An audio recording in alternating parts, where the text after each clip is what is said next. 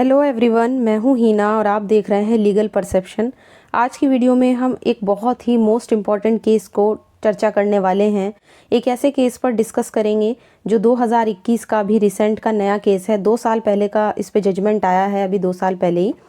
2021 का केस। और केस का नाम है सतबीर सिंह वर्सेस हरियाणा राज्य। ये जो केस है ये डाउरी डेथ से रिलेटेड है, यानी आईपीसी का जो सेक्शन है 304B, जिसमें डाउरी डेथ को डिफाइन किया गया है और साथ ही उसमें उसका पनिशमेंट भी दिया गया है, उससे रिलेटेड है। केस बहुत ही ज़्यादा इम्पॉर्टेंट है, इसलिए मुझे लगा कि इस पर एक वीडियो बनाना चाहिए। तो चलिए शुरू करते हैं। लेकिन अगर आप इस वीडियो लेक्चर की PDF लेना चाहते हैं तो आप फ्री में टेलीग्राम से ले सकते हैं, जिसका लिंक आपको डिस्क्रिप्शन में मिल जाएगा। इसके अलावा आप अगर इस चैनल पर नए हैं या अभी तक आपने इस चैनल को सब्सक्राइब नहीं किया है तो आप चैनल को सब्सक्राइब कर सकते हैं, क्योंकि आने वाली वीडियोस में हम जितने भी मेजर एक्ट हैं वो सब केस लॉ के साथ डिस्कस करेंगे। सबसे पहले क्योंकि जो केस है सतबीर वर्सेस हरियाणा राज्य 2021 का रिसेंट केस है, और क्योंकि मैंने आपको बताया कि ये दहेज मृत्यु यानी डाउरी डेथ से रिलेटेड है, तो सबसे पहले इसी के बारे में जान लेते हैं कि दहेज मृत्यु का वर्णन हमें कहाँ मिलता है। तो देखिए, भारतीय दंड संहिता की धारा 304B हमें दहेज मृत्यु के बारे में बताती है, लेकिन इस धारा की कुछ शर्तें हैं। इसमें सबसे पहली शर्त है कि एक मैरिड स्त्री है, यानी एक विवाहित स्त्री है, उसकी मृत्यु हो जाए, और ऐसी जो मृत्यु हो, उस स्त्री की डेथ हो तो वो एक अननेचुरल डेथ होनी चाहिए, एक अप्राकृतिक मृत्यु हो। तीसरा, मृत्यु विवाह से 7 साल के अंदर अंदर हुई हो, यानी जिस शादी हुई थी उससे 7 साल के अंदर ही उसकी डेथ हो गई, और मृत्यु से पहले उस स्त्री के साथ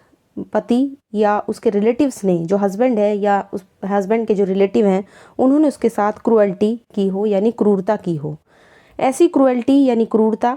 दहेज की मांग को लेकर की गई हो, और ऐसी क्रूअल्टी उसकी मौत से ठीक पहले की गई हो। तो ये सारे इंग्रेडिएंट्स हैं हमारे सेक्शन 304B के, जो हमें डाउरी डेथ यानी दहेज मृत्यु के बारे में बताता है। सबसे पहले किसी भी केस में अगर कोई सेक्शन से जिस भी सेक्शन से केस डील करता है, तो हमें पहले उस चीज़ का प्रोविज़न पता होना चाहिए कि जिस सेक्शन से ये डील कर रहा है वो सेक्शन आखिर हमें कहता क्या है। अब हम इसी केस में आगे बढ़ते हैं। सबसे पहले केस के फैक्ट जान लेते हैं। तो देखिए, ये जो मामला है ये मुख्य रूप से दहेज मृत्यु से संबंधित है, जैसा कि मैंने आपको शुरू में ही बताया था।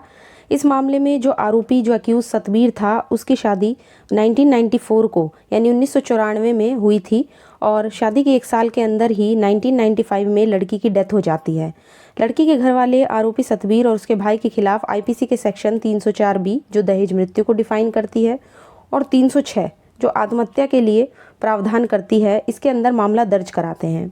ट्रायल कोर्ट क्या करता है कि 1997 में आरोपी सतबीर को और उसके भाई को आईपीसी के सेक्शन 304B और 306 दोनों के तहत दोषी ठहराते हैं। जजमेंट के अकॉर्डिंग उन्हें 304B के तहत 7 साल के कठोर कारावास से और 306 के तहत 5 साल के कठोर कारावास का दंड दिया जाता है। इसके बाद जो एक्यूज सतबीर है वो ट्रायल कोर्ट के जजमेंट के खिलाफ 1998 में पंजाब हरियाणा हाई कोर्ट में एक अपील दायर करते हैं। पंजाब हरियाणा हाई कोर्ट क्या करता है, 10 साल के बाद यानी 2008 में उनकी अपील को खारिज कर देता है, और ट्रायल कोर्ट के जजमेंट को पंजाब हरियाणा हाई कोर्ट सही ठहराता है। इसके बाद सतबीर और उसके भाई ने जो कॉन्स्टिट्यूशन है उसके आर्टिकल 136 के तहत, जो हमें विशेष अनुमति से सुप्रीम कोर्ट में अपील फाइल करने का प्रावधान करती है हमारे लिए, उसी का सहारा लेते हुए सुप्रीम कोर्ट का दरवाज़ा खटखटाते हैं, और कोर्ट के जजमेंट के खिलाफ सुप्रीम कोर्ट में 136 में सुप्रीम कोर्ट के पास क्योंकि पावर है कि वो विशेष इजाज़त से अपील सुन सकता है, इसी आर्टिकल के तहत सुप्रीम कोर्ट में एक अपील फाइल करते हैं। 28 मई 2021 को सुप्रीम कोर्ट अपना फैसला सुनाती है और कुछ 12 गाइडलाइंस भी जारी करती है, और जिसमें दहेज मृत्यु से संबंधित होती हैं वो गाइडलाइंस। तो वे गाइडलाइंस क्या हैं वही हम आज इस वीडियो में जानने वाले हैं। सबसे पहली गाइडलाइन में सुप्रीम कोर्ट ने कहा कि मृत्यु से ठीक पहले जिस शब्द का प्रयोग हुआ है 304B के लिए, जो हम मृत्यु से ठीक पहले, ये शब्द यूज़ होता है 304B दहेज मृत्यु में कि मृत्यु से ठीक पहले लड़की के साथ क्रूएल्टी की गई हो, उसे सताया गया हो। तो यहाँ पे जो ये मृत्यु से ठीक पहले शब्द है, इसका मतलब महिला की मृत्यु से ठीक पहले नहीं है कि सिर्फ एकदम से जिस टाइम उसकी डेथ हुई उससे पहले ही उसके साथ क्रूएल्टी की गई हो, मारपीट की गई हो, बल्कि न्यायालय को ये ध्यान देना पड़ेगा कि जो डावरी डेथ है या दहेज के लिए की गई जो क्रूरता, जो क्रुएल्टी है, उनके बीच में एक प्रॉपर कनेक्शन होना चाहिए। तो सबसे पहले जो पॉइंट में पहली गाइडलाइन में कोर्ट ने मृत्यु से ठीक पहले अर्थ को ही यहाँ पे इस चीज़ की व्याख्या की थी। इसके बाद आती है दूसरी गाइडलाइन। दूसरी गाइडलाइन में सुप्रीम कोर्ट ने आईपीसी के सेक्शन 304 बी की व्याख्या करते हुए न्यायालय को दहेज मृत्यु यानी जो दहेज हत्याएं होती हैं इसके बारे में कहा कि जो ट्रायल कोर्ट है जब 304 बी में किसी को पनिश करता है तो इसके बारे में कोर्ट को ये जानना बहुत ज़रूरी है कि विधायिका का क्या आशय रहा है इस सेक्शन को बनाने का। विधायिका का आशय मुख्य रूप से समाज में हो रही दहेज हत्याओं की सामाजिक बुराई पर अंकुश लगाना था। यानी कि जो हमारी विधायिका है जब उसने इस लॉ को बनाया 304 बी को बनाया तो मुख्य रूप से इसको इसलिए बनाया है ताकि सोसाइटी में जो दहेज हत्याएं होती हैं, दहेज को लेकर जो क्रूरता क्रुएल्टी होती है, वो जो एक सोशल इवल समाज में बना हुआ है उस पर अंकुश लगाने के ही विधायिका के आशय को जानना बहुत ज़रूरी है। इसके बाद जो थर्ड गाइडलाइन कोर्ट ने बताई वो कहा कि जो अभियोजन पक्ष है, जो प्रोसिक्यूशन है, उसको सेक्शन 304 बी के पहले आवश्यक तत्वों को स्थापित करना चाहिए। यानी उसमें जो भी इंग्रेडिएंट्स, जो भी एलिमेंट्स हैं 304 बी के, जो कि हमने अभी ऊपर भी पढ़े हैं, उनको स्थापित करना चाहिए। एक बार अगर सारे जितने भी एलिमेंट्स हैं वो संतुष्ट हो जाते हैं, फिर हम एविडेंस का सेक्शन 113 बी जो दहेज मृत्यु की उपधारणा करती है, यानी 113 बी जो है वो एविडेंस का 113 बी जो है 304 बी में जो पनिशमेंट जो अपराध दिया गया है दहेज मृत्यु का, उसकी उपधारणा दी गई है 113 बी एविडेंस एक्ट में। तो ये जो सेक्शन है एविडेंस एक्ट का, इसमें दहेज मृत्यु की उपधारणा भी आरोपी के खिलाफ तभी काम करेगी, जो अक्यूज है उसके खिलाफ ये 113 बी भी तभी काम करेगी जब 304 बी के सारे इंग्रेडिएंट, सारे एलिमेंट्स पूरे हो जाएं। अब 113 बी में क्या कहा गया है इसको जानना ज़रूरी है। तो एविडेंस का सेक्शन 113 बी कहता है दहेज मृत्यु की प्रिजम्पशन के बारे में। यानी कोर्ट ये प्रिज्यूम कर लेती है, मान लीजिए अगर किसी लेडी की जो डेथ है वो शादी के 7 साल के अंदर हो जाए और दहेज की मांग को लेकर उसके साथ विवाह से मतलब मरने से पहले उत्पीड़न किया गया हो, उसके साथ क्रुएल्टी की गई हो, मारपीट की गई हो, तो कोर्ट यहाँ पर यही मानेगा इस सेक्शन के तहत 113 बी के तहत कि उस स्त्री की दहेज मृत्यु कारित की गई है। और इसका मतलब क्या होगा कि दहेज हत्या में जो साबित करने का भार होता है वो अभियुक्त पर होता है, एक्यूज पर होता है, और वो निर्दोष है और वो अभियुक्त इस बात को साबित करेगा कि उसने ऐसी दहेज हत्या कारित नहीं की गई है। तो एक तरीके से 113 बी जो है, जो आईपीसी में 304 बी जो दहेज मृत्यु की डेफिनेशन देती है, उसकी प्रिजम्पशन दी गई है एविडेंस के सेक्शन 113 बी में। और कोर्ट यहाँ पर यही मान लेता है, ये प्रिज्यूम करता है कि अगर किसी स्त्री की, किसी लेडी की डेथ 7 साल के अंदर हो जाती है शादी से, और शादी से पहले के बाद जब उसके मरने से पहले उसके साथ क्रुएल्टी की गई है, तो कोर्ट यही मानेगा कि इस महिला की जो है वो दहेज मृत्यु कारित की गई है। और यहाँ पे साबित करने का भार किस पर होगा कि जो पक्ष व्यक्ति है वो निर्दोष है, उस एक्यूज पर होगा। वो ये बात साबित करे कि नहीं, उसने ऐसी हत्या कारित नहीं की है। इसके बाद चौथा पॉइंट, जो सुप्रीम कोर्ट के निर्देश के अकॉर्डिंग आईपीसी का जो सेक्शन है 304 बी जो दहेज मृत्यु का वर्णन करती है, वो कोई कबूतर खाना नहीं है। कोर्ट ने कहा कि भाई जो सेक्शन 304 बी है जो दहेज मृत्यु के बारे में डिफाइन करता है, वो कोई कबूतर खाना नहीं है, कोई पिजन होल नहीं है। अब पिजन होल की अवधारणा सबसे पहले दी थी विधि शास्त्री सामंड ने, एक बहुत बड़ी जूरिस्ट है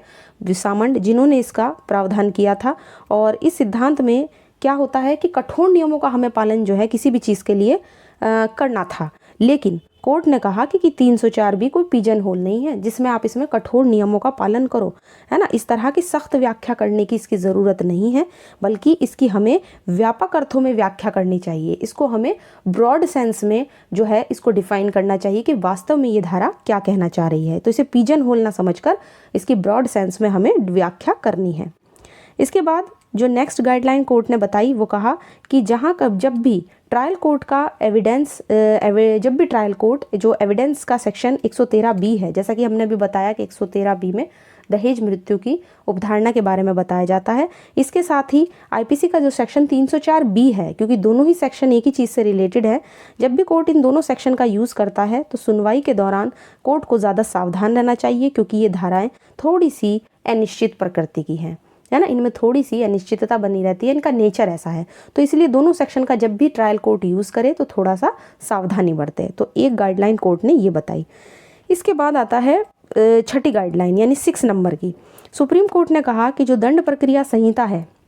यानी जो सीआरपीसी का सेक्शन 313 है, जो अदालत को आरोपी व्यक्ति से पूछताछ करने की पावर, शक्ति देता है, न्यायालय को आरोपी से पूछताछ करने का जो काम है वो केवल उसे प्रोसीजरल फॉर्मेलिटी की तरह से उस काम को पूरा ना करें, बल्कि क्योंकि ये चीज़ ध्यान रखनी चाहिए कि निष्पक्षता के मौलिक सिद्धांत पर आधारित है, ठीक है ना। और इसमें प्राकृतिक न्याय का एक बहुत बड़ा सिद्धांत दूसरे पक्ष को सुनो यानी ऑडी अल्ट्रम पार्टम भी शामिल है। और कोर्ट की ये ड्यूटी बनती है कि वो अभियुक्त से निष्पक्षता के साथ पूरे क्वेश्चन करें, यानी किसी तरह का कोई भेदभाव उसके साथ ना किया जाए, पूरी निष्पक्षता के साथ उससे क्वेश्चन किए जाएं जो अभियुक्त है। और 313 में जो अभियुक्त से क्वेश्चन किए जाते हैं उसे मात्र हमें प्रोसीजरल फॉर्मेलिटी नहीं समझना है, मात्र हमें प्रक्रियात्मक औपचारिकता उस चीज़ को नहीं समझना है। इसके बाद नेक्स्ट गाइडलाइन में सुप्रीम कोर्ट ने बताया कि ट्रायल कोर्ट को आरोपी व्यक्ति के सामने जो भी परिस्थितियां मौजूद हैं उन परिस्थितियों के अकॉर्डिंग ही और उनको ध्यान में रखते हुए ही उस व्यक्ति से जवाब मांगना चाहिए। वो जो सामने एक्यूज कोर्ट के सामने खड़ा है उससे उसी तरीके से जवाब मांगना चाहिए और उससे पूछना चाहिए कि उसकी गलती क्या है। तो एक तरीके से कोर्ट ने यहाँ पे मौजूदा परिस्थितियों पर ध्यान दिया है और उसी के अकॉर्डिंग उनको ध्यान में रखते हुए उससे जवाब मांगने पर कोर्ट की पावर को दिखाया है। इसके बाद नेक्स्ट गाइडलाइन आती है जिसमें सुप्रीम कोर्ट ने कहा कि सीआरपीसी का जो सेक्शन 232 है, अब सेक्शन 232 क्या कहता है, इस धारा के अनुसार अगर अभियोजन पक्ष यानी जो प्रोसिक्यूशन है वो उससे साक्ष्य लेने के बाद और उसकी जांच करने के बाद या अभियोजन बचाव पक्ष दोनों को सुनने के बाद न्यायाधीश को ये लगता है कि इस बात का कोई एविडेंस ही नहीं है, इस बात का कोई सबूत ही नहीं है कि जो एक्यूज व्यक्ति उनके सामने खड़ा है उसने कोई अपराध किया है, तो न्यायाधीश उसको रिकॉर्ड करेगा, है ना, जो भी वो देता है। और कोर्ट ने कहा कि न्यायाधीशों को इस विवेकाधीन शक्ति का प्रयोग करते हुए बहुत ही ज़्यादा सावधानी और सर्वोत्तम प्रयास अपनाने चाहिए। तो एक तरीके से इस गाइडलाइन में कोर्ट ने कहा कि अगर 232 सीआरपीसी के सेक्शन का यूज़ होता है और कोर्ट किसी भी बयान को रिकॉर्ड वगैरह करता है या मामलों को सुनने के बाद कोर्ट को लगता है कि इस बात का कोई सबूत नहीं है कि उसने अपराध किया है, तो यहाँ पे कोर्ट को बहुत ही सावधानी बरतनी चाहिए, बहुत ही ज़्यादा अच्छे प्रयास जो है इस तरीके से करने चाहिए।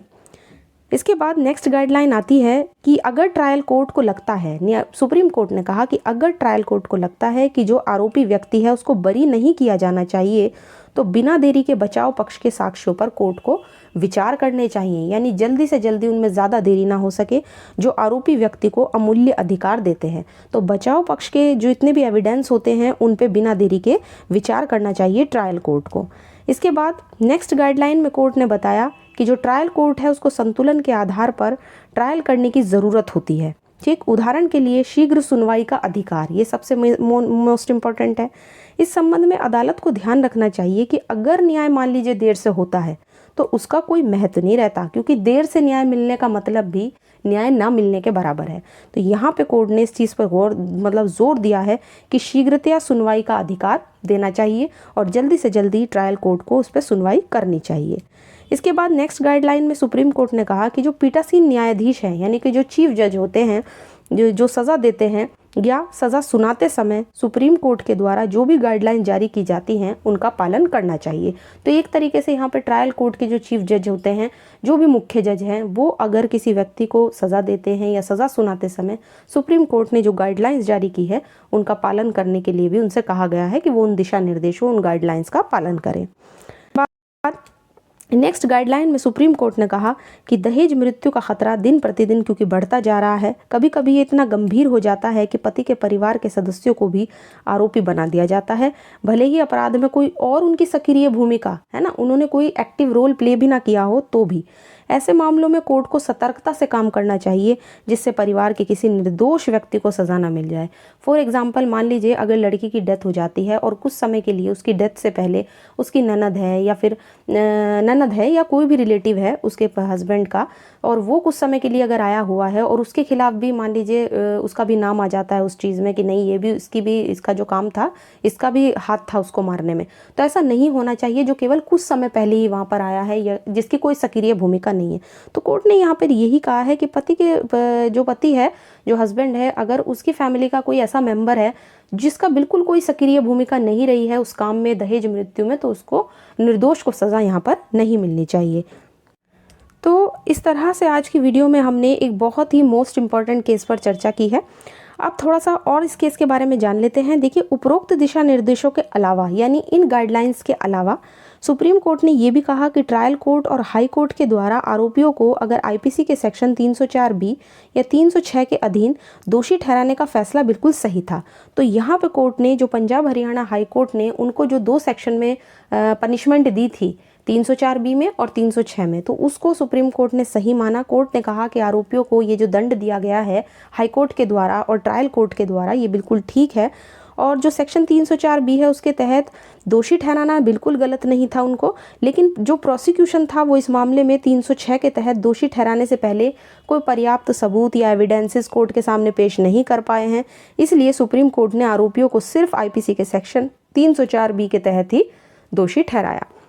तो ये था इस केस का जजमेंट। इस केस में सुप्रीम कोर्ट ने क्या गाइडलाइंस जारी की हैं, ट्रायल कोर्ट ने क्या जजमेंट दिया था, फिर पंजाब हरियाणा हाई कोर्ट पे मामला आया तो उन्होंने क्या जजमेंट दिया, अपील में कोर्ट ने जो भी गाइडलाइंस जारी की थी वो सब हमने इस वीडियो में डिस्कस की है। आशा करती हूँ आज का वीडियो आपको पसंद आया होगा। वैसे ये केस काफ़ी पुराना है, जैसे कि मैंने आपको बताया 1994 का वैसे तो ये केस था, लेकिन इस पर जो जजमेंट आया था अभी जो हमने पढ़ा है 2021 में आया था, इसलिए ये केस काफ़ी रिसेंट है डाउरी डेथ को लेकर और काफ़ी इंपॉर्टेंट जजमेंट है। आज की वीडियो लेक्चर की अगर आप पीडीएफ लेना चाहते हैं तो आप फ्री में टेलीग्राम से डाउनलोड कर सकते हैं, जिसका लिंक आपको डिस्क्रिप्शन में मिल जाएगा। और अगर आप अभी तक इस चैनल पर नए हैं या आपने अभी तक चैनल को सब्सक्राइब नहीं किया है तो जल्दी से वीडियो को लाइक कर दीजिए, शेयर कर दीजिए और जहाँ तक हो सके आप इस चैनल को सब्सक्राइब कर सकते हैं, क्योंकि आने वाली वीडियोज़ में हम जितने भी मेजर एक्ट हैं वो सब केस लॉ के साथ 1 बाय 1 डिस्कस करेंगे।